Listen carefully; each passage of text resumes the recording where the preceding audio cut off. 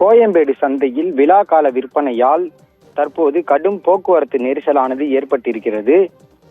அடுத்தடுத்து விழா காலங்களும் விடுமுறை நாட்களும் வர உள்ளதால் வழக்கமாக கோயம்பேடு சந்தைக்கு வரும் 600-700 கனரக வாகனங்களின் எண்ணிக்கையானது 1000-ஐ கடந்துள்ளது.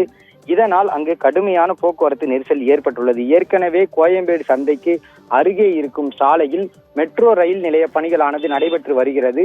அங்கு சாலையோர கடைகளும் அமைக்கப்பட்டிருக்கின்றன.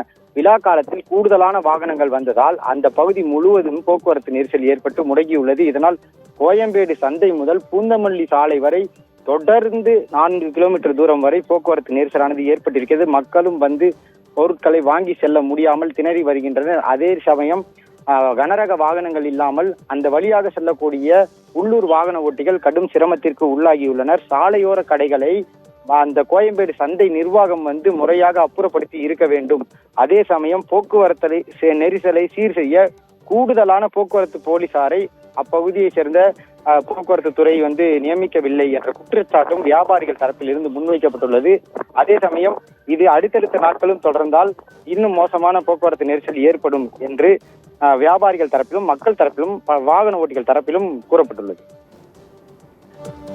தகவல்களுக்கு நன்றி சக்தி சரவணன்.